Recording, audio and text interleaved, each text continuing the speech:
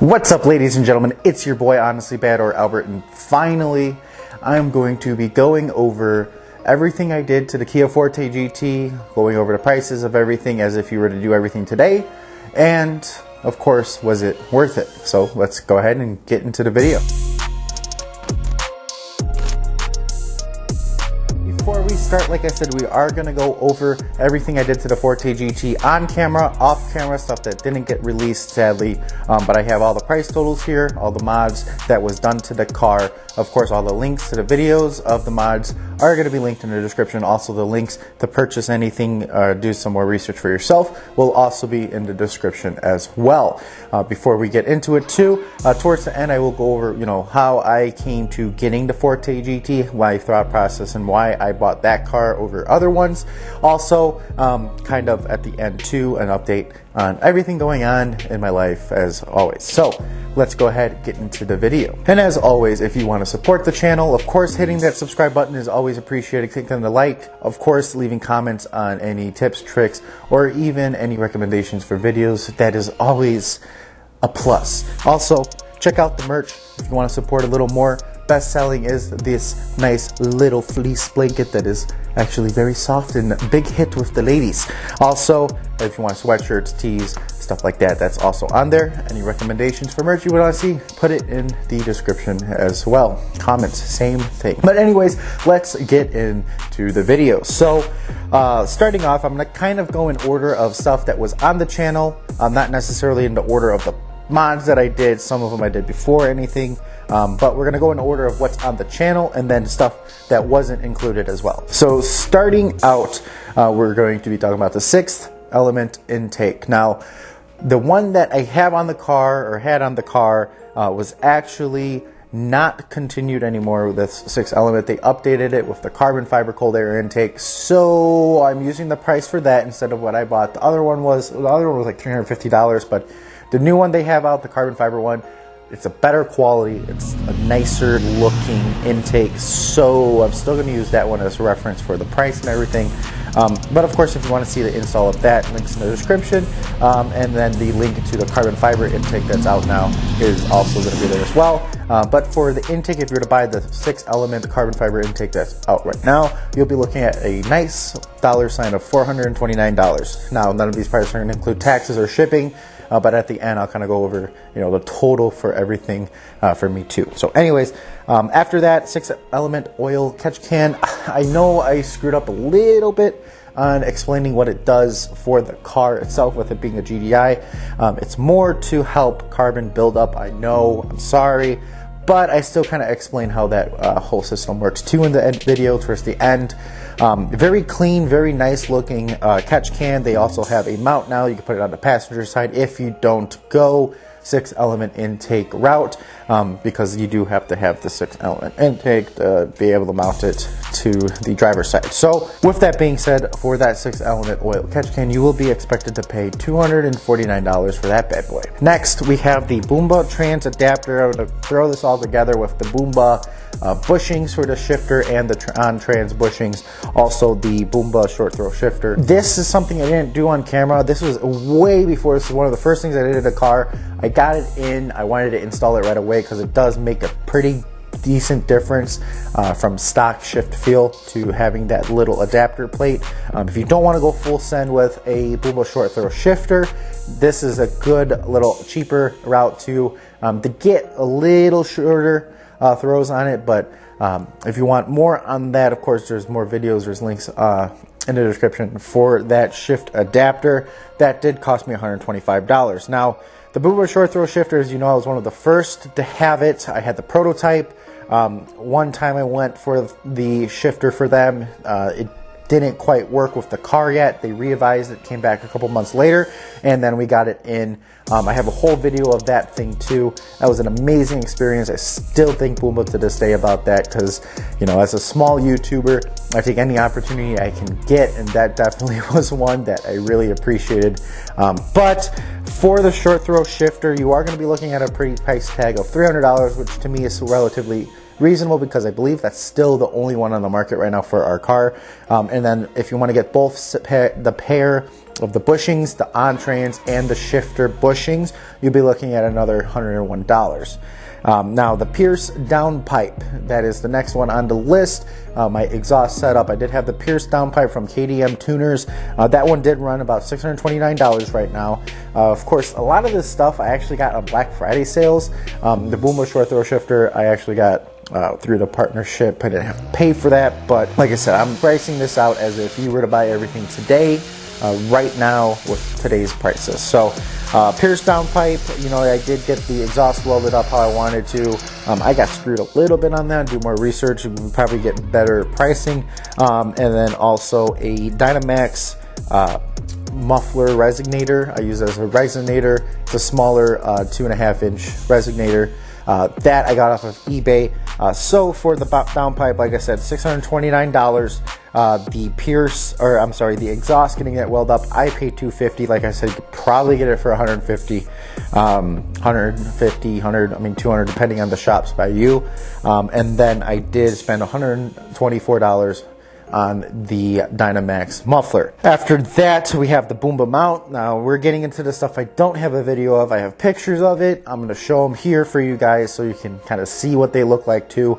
But now the Boomba motor mount, other than the short throw shifter and coilovers, is probably the first thing that you do that makes the drive of the car different. And it's really just first and second gear you really can notice a difference, but it really does stiffen up a lot. You know, to me, I feel like there was less wheel hop. I feel like it was trying to plant the wheels a little bit more better, and that's kind of what you want to look for with engine mounts to me. But the Boomba mount, it's a little stiffer. Some people get the Boomba mount, swap out for a little softer bushings. Some people just change the bushings on the OEM one, whatever you want to do. Like I said, there's a ton of forums. There's a great community for the KDM, for the Korean brands out there. Do your research, find what you think you want your car to feel like, and go with that. But for the Boomba, it's technically the torque engine mount, you'll be looking at $236. Now, the next thing I have is the Dhr Coilovers. I got that off of KDM. It does KDM Tuners. It does work for our car. Install for me was very easy. The only thing I screwed up on was I didn't set the ride height before installing the rears. So I had to go back a couple times, adjust it, make it how I wanted, make it how it looked, different every time. But I know I finally got it kind of dialed in and exactly how I wanted it to. Dhr coilover set right now, if you want to buy it. This one I remember buying on Black Friday. It was like $900 for the top of the line one. But if you were to buy the ones I had today, you'd be looking at $1,275. Next was my wheels and tires. Now, I loved the look of those wheels. I absolutely loved it. But of course, I, was stupid. I did months of research, different offsets, different sizes, whatever, before finally buying the wheels and tires. But what happened was I finally got the money. I had a really good bonus one month at work, and it was like, oh, I gotta buy wheels. Went online, found the ones I wanted, and bought them. I didn't even take in consideration offset or anything. I think my offset was 30 plus 35. I want to say plus 40, plus 45, plus 55 for our car. I had way too much poke. It didn't help that I got a wider rim and tire too. I believe the rim was 8.5 inches, and then the tire sidewall definitely could have gotten that a little smaller. Only thing really was I rubbed in the rear. Fronts were fine. Once I had the coilovers dialed in, I never had a problem. I never got it to where I could drive the coilovers with the wheels quite until pretty much the weekend I blew up the car. So I only got to drive it once with it, and I had a picture of it with the coilovers and the wheels. It looked good with the proper coilover setup, but I went too big. I learned my lesson. I learned a lot of lessons with this car. Stuff to do, stuff not to do, stuff to record, stuff not to record when doing a project car. I learned that, and I know for the future now. But the wheels and tires, because those tires were pretty expensive. I still think they're pretty expensive.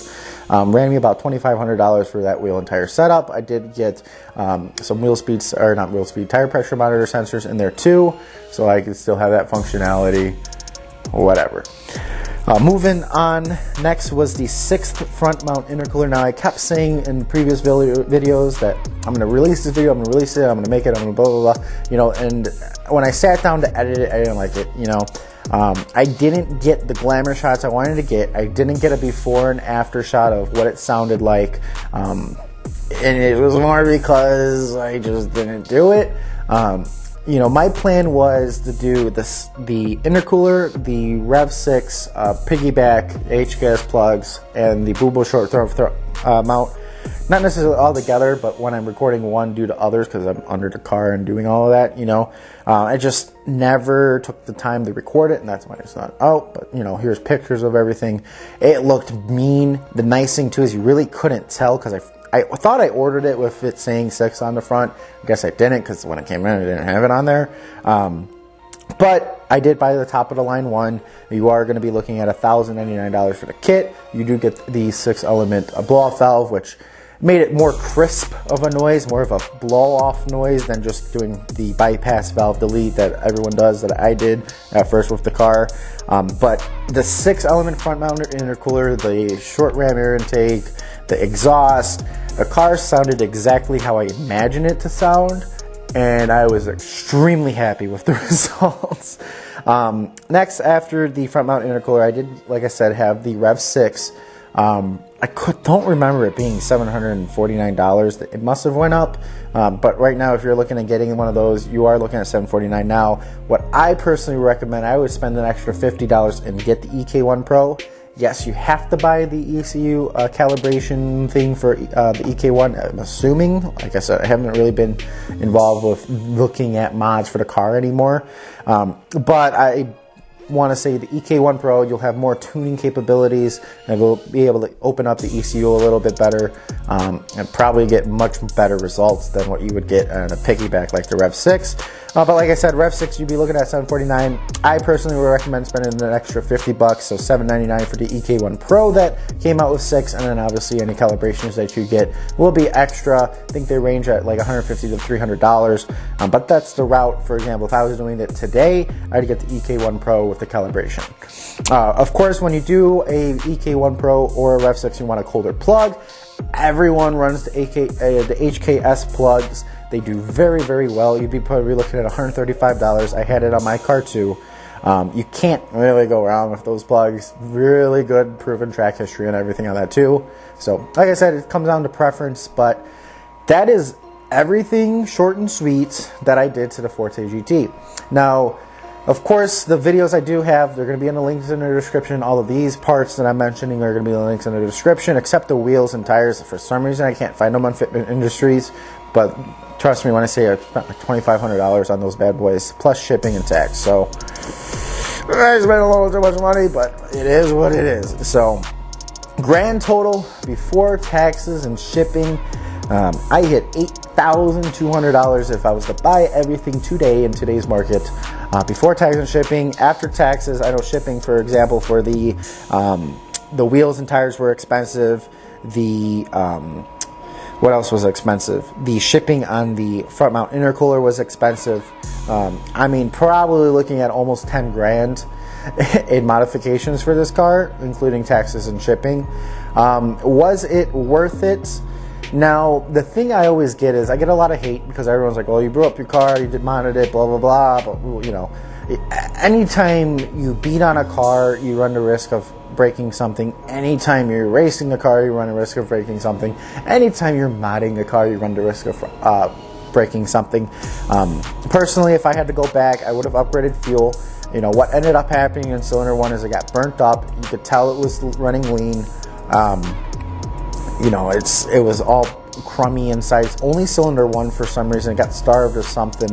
I don't know if something got plugged or whatever, but it burnt the lining of the head gasket in there, and that's what caused the coolant to flow in. I don't know if I needed an engine or not. If I did, it is what it is. You know, ideally, if I could go back to and had the money to do it, I'd buy, you know, like the Civic again, a beater, and then, you know, take the engine apart, see exactly what's going on. You know, if I needed an engine, maybe sell the car still. I just physically can't afford, you know, to do that. You know, and mind you too, all of these mods was probably a whole year of coming from when I bought the car and when I quote unquote was full bolt-ons and done with it. But is it worth it to me? Yes. It's one of those things like, man, I wish the car came from factory like this. Then you'd probably be looking closer to Veloster N territories. I was probably making a claim 250 horsepower, torque numbers ranged like 260, 280. But from the stock 200 and what is it, 210 or 220 torque that you get from stock, I mean, it really made a difference. My buddies that I took for a ride after doing all the mods, getting the Rev 6 and everything installed, they loved the car even more than before. And they even talk about it sometimes still, like, damn, that Kia was good. You did such a good job on that Kia. But, you know, I blame myself as the owner more than I will the mods. These mods were really good quality. You know, you could do these mods to any car and be fine. But I just think, you know, part of me beating on the car as hard as I did, not getting an official tune, not upgrading fuel, stuff like that, I think is what added to the downfall of the car. I was on time for maintenance. I was maintenance nut on that car. Anything that I needed, that I knew I needed, I got. And it just sadly ended up how it did end up. So that's pretty much it for the portion about going over the parts. Like I said, probably in that $8,200 to $10,000 range is what I spent. That's including taxes and shipping if you're going over the $8,200. I still have dreams about driving that car. That's how much I loved that car. I just physically could not afford to have the car sitting as long as it would have, especially if it needed an engine. You know, if it needed a head gasket, that's cool. Probably take me a couple of weeks. I could swap it out, call it a day. But with how much damage that supposedly the dealerships, yes, I took it to multiple trying to get it covered under warranty. Under all of the damage that they saw on cylinder one, it sounded like I was leaning towards an engine. And the quote they gave me for the head gasket with the possible, you know, making sure the head is good, it was like $3,400. I wasn't about to dump that, you know. The bad thing is too, around that time, I just bought the Rev 6, I just bought the front mount intercooler, I just moved out. A lot of stuff added to me not being able to fix the car, sadly, and that's why I don't have it anymore. If I could buy one again, would I? Maybe, if the price was right. You know, I would probably be more looking at the Veloster N. So I'm going to go into, you know, why I bought the Forte GT compared to the Veloster N, the Corona, and Elantra N. Those weren't out yet. But with the Forte GT, my story goes all the way back to 2018 when the new Forte model came out. For the 2019 model year, I believe it was. I was selling Kias at the time, and I still remember to a day, it was a LX Forte came in with the new body style. I'm looking at it, I said, you know what? I turned to my manager, I said, you know what? If they make this car turbo with a 6-speed manual, I am buying one. And sure enough, a year later, they do. I drove one of the first one in Illinois. I got to, you know, beat on it a little bit, and it sold me. I spent a couple months, you know, finding exactly which one I wanted, and that's where I came up to the one that I had for my Forte GT. So if you made it this far, definitely click like, subscribe. Also, my life updates. I am actually going to be moving out of this apartment here in a couple months. I'm going to move back in with my mother, save some more money. You know, we'll see. This summer I have good plans with my buddies on video content coming out, hopefully in the next couple months too. Yes, I'm saying months. I'm not saying weeks anymore. I'm going to be more realistic.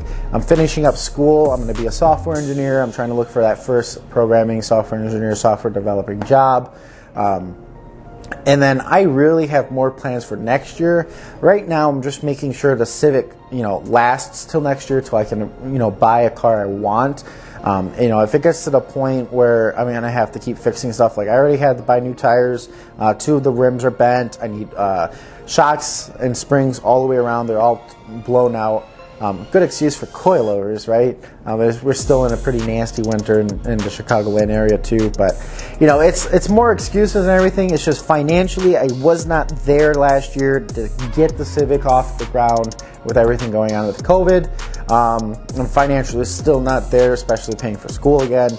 But I'm hoping towards the end of this year, I'm either buying something cheaper that I can add to the channel. I'm leaning towards KDM again. Or modding the Civic, or keeping the Civic waiting until next year. I could buy something crazy if everything goes right. We'll see. I don't know. But I have some new content ideas coming out soon that I also hope you guys will enjoy. Now, of course, if you have any questions about the Forte, please leave them in the comments below. How do I feel about the new body style is another question I get all the time. I love the rear end and the front end. I'm still kind of getting used to, but they did a good job with it too. So, again, guys, it's your boy, Honestly Bad or Albert. Of course, like, comment, subscribe, whatever you have to do. And I hope to see you next time.